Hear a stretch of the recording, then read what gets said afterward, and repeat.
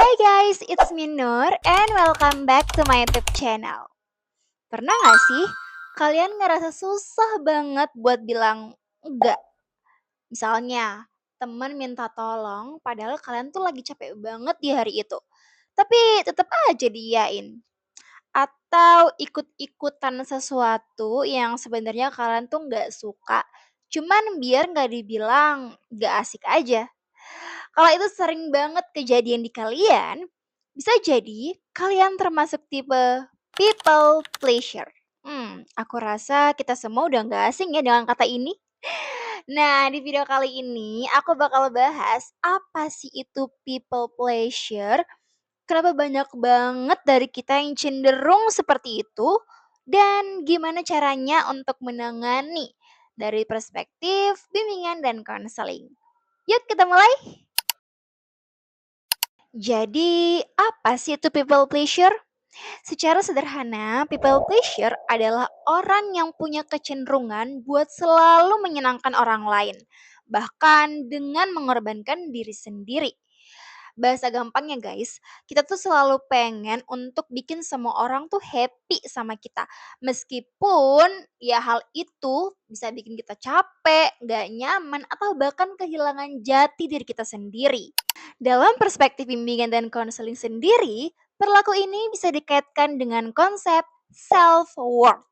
Nah, BTW guys, konsep self-worth ini adalah perasaan internal seseorang bahwa dirinya tuh berharga, layak dihargai, dan dicintai tanpa terikat pada prestasi ataupun kegagalan eksternal. Ini tuh merupakan bentuk penghargaan dan juga kasih sayang kepada diri sendiri yang memengaruhi cara seseorang berinteraksi dengan sesamanya, menghadapi tantangan, dan juga menjaga kesehatan mental. Nah, jadi ini tuh terkait dengan nilai diri sendiri ya. Hal ini sejalan dengan konsep condition of worth, kondisi-kondisi yang mengandung nilai yang diperkenalkan oleh Carl Roger. Carl Roger juga mengatakan bahwa kadang seorang itu merasa nilai dirinya itu bergantung pada penerimaan orang lain. Jadi supaya seseorang itu merasa berharga, dia harus terus bikin orang lain tuh merasa senang sama dia gitu. Nah, akhirnya terbentuklah pola kita jadi takut ditolak, takut bikin orang lain kecewa, dan lebih memilih mengorbankan diri sendiri daripada bilang tidak pada hal-hal yang sebenarnya nggak mengenakan buat diri kita sendiri. Nah, contoh nyata yang sering banget nih kejadian. Misalnya ikut organisasi ataupun kegiatan kampus atau sekolah yang sebenarnya nggak sesuai dengan minat kita. Tapi tetap aja tuh kita ngikut karena ya kita nggak enak nolak kan. Apalagi kalau misalnya yang ngajakin itu teman deket kita gitu loh. Atau misalnya contoh lain, kita selalu mengiyakan teman yang minta tolong. Padahal sebenarnya saat itu kita lagi capek atau bahkan kita nggak menyanggupi sebenarnya. Kalau misalnya hal ini terus dibiarkan, ini akan menjadi suatu kebiasaan guys. Dan lama-lama kita akan merasa capek, burnout, bahkan bisa kehilangan arah ataupun nilai diri sendiri. Nah guys, sekarang kita bahas satu pertanyaan yang mungkin kalian tanyain juga nih sejauh ini. Kenapa sih kita tuh gampang banget jadi people pleasure? Apalagi di generasi kita sekarang ya kan, kayaknya banyak banget yang ngalamin ini tanpa disadari. Nah, yang pertama, karena kita tuh hidup di budaya yang penuh sama kata gak enakan. Kalian juga pasti relate kan? Ada temen yang ngajak nongkrong padahal kita lagi capek banget tapi tetap aja kita iyakan karena ya kita takut buat nolak dan takut dianggap cuek. Atau misalnya ada yang minta tolong dikerjain tugasnya. Padahal pada saat itu tugas kita aja belum kelar, ya kan? Tapi pada akhirnya kita tetap iya kan, kita tetap bantu hanya karena kita merasa nggak enakan. Nah, rasa nggak enak ini sebenarnya jadi alasan utama kenapa kita lebih pilih nyenengin orang lain daripada dengerin diri sendiri. Yang kedua, ada juga faktor takut kehilangan koneksi sosial. Di generasi kita sekarang ini kan apa-apa itu butuh yang namanya koneksi, ya kan? Ya pokoknya koneksi itu segalanya lah buat kita. Kita takut banget kalau kita tuh nggak punya temen, iya kan? Karena rasa takut takut kalau misalnya kita tuh tolak ajakan atau kita nggak selalu iyain apa kata orang, kita bakal dianggap nggak peduli, kita bakal dianggap ngebosenin misalnya atau kayak nggak asik. Ya kan, hal ini yang bikin kita berpikir bahwa kalau aku nggak ngeiyain ajakan temenku, nanti aku bakal dijauhin lagi. Jadi, akhirnya kita terus-terusan bilang iya, walaupun ya hal ini bikin kita malah kelelahan. Yang ketiga, banyak dari kita juga punya pola pikir bahwa nilai diri itu bergantung pada validasi orang lain. Seperti yang aku bilang tadi terkait dengan teorinya Carl Roger, kalau orang lain happy sama kita akan merasa berharga gitu.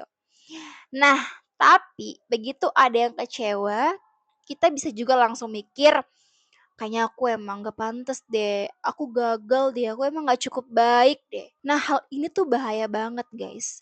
Karena ini akan bikin kita kehilangan standar nilai, pokoknya hal-hal yang menyangkut diri kita sendiri. Dan yang keempat, faktor lingkungan. Lingkungan kampus ataupun lingkungan kerja itu besar banget pengaruhnya guys. Karena misalnya ya, kita baru gabung misalnya di organisasi gitu. Kita takut banget nolak adanya tugas tambahan dari senior misalnya, karena kita takut dianggap enggak komitmen, kita takut dianggap enggak loyal, ya kan?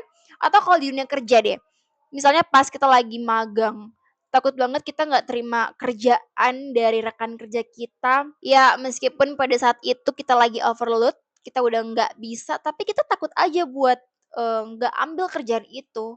Iya kan? Karena sebenarnya ada juga sih rasa kayak aku kan, masih muda nih, masih pengen dianggap baik lah, masih pengen dianggap rajin, dan juga masih pengen dianggap bisa buat diandalkan. Jadi ya faktor-faktor seperti inilah yang bikin kita itu merasa bahwa yang nggak boleh bilang enggak pada sesuatu yang sebenarnya enggak kita inginkan. Jadi kalau ditarik nih benang merahnya, alasan kenapa kita jadi people pleasure itu kombinasi antara tadi adanya budaya yang nggak enakan, takut kehilangan hubungan, butuh validasi, dan juga tekanan lingkungan. Semua ini bikin kita sering banget menaruh kebahagiaan orang lain di atas kebutuhan diri kita sendiri. Oke, sekarang kita masuk ke bagian yang paling penting. Gimana sih caranya untuk keluar dari pola people pleasure ini atau minimal belajar ngatur supaya nggak kebablasan? Aku kasih 3 langkah yang menurutku paling realistis buat kita terapkan sehari-hari.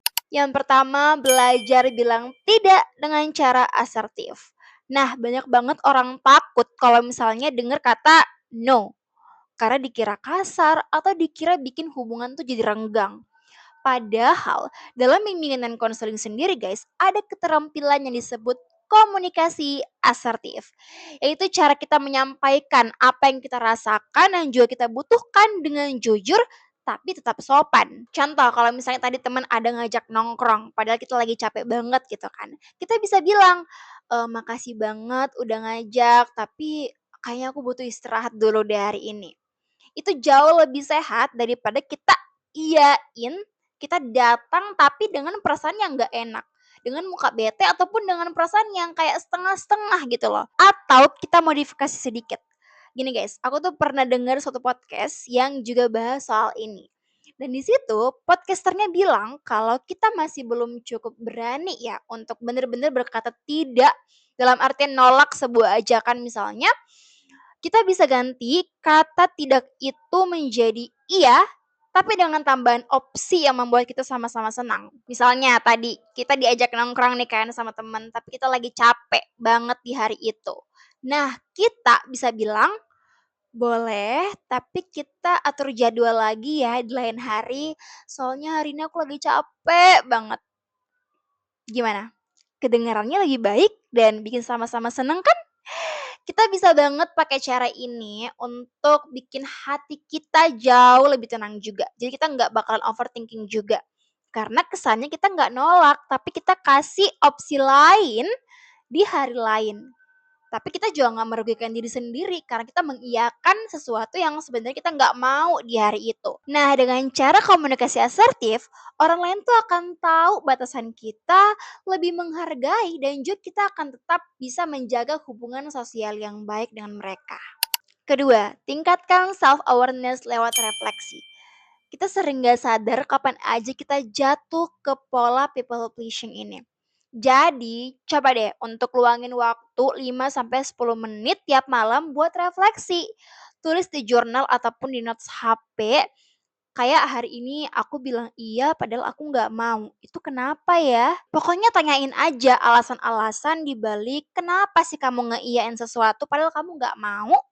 Nah, dengan cara ini kita bisa mulai tuh untuk melihat polanya. Apa karena mungkin rasa nggak enakan, takut ditolak, atau karena memang butuh validasi. Nah, dari kesadaran itu, kita akan jadi lebih gampang untuk ngerem sebelum otomatis bilang iya. Ini tuh mirip banget tekniknya sama self monitoring dalam BK guys. Dimana kita belajar untuk mengenali perilaku sendiri sebelum kita benar-benar mengubahnya. Yang ketiga, hargai diri sendiri tanpa harus dapat validasi orang lain. Ini sih yang menurut aku paling challenging ya, tapi juga sebenarnya paling penting. Ingat ya guys, nilai diri kita itu nggak ditentukan dari seberapa banyak orang yang berhasil kita senangkan terus-terusan. Jadi sekarang, ayo untuk belajar lebih aware lagi sama diri sendiri. Kita bisa mulai dari hal-hal kecil kok. Kayak misalnya rayakan tiap pencapaian pribadi meskipun gak ada orang lain yang lihat. Karena dalam bimbingan dan konseling sendiri pun ini disebut sebagai pendekatan self-reinforcement. Di mana kita ngasih penguatan positif buat diri sendiri supaya kita makin percaya diri dan juga sayang sama diri sendiri. Ini penting supaya tangki akan validasi ataupun kasih sayang buat diri sendiri itu terpenuhi sehingga kita nggak akan haus lagi tuh untuk mengejar validasi dari luar yang bisa merugikan diri sendiri. Kalau ketiga langkah ini kita lakukan secara konsisten, aku jamin perlahan-lahan kita bakalan sadar kalau menjadi dan mendengarkan serta memprioritaskan diri sendiri itu akan jauh lebih menyenangkan.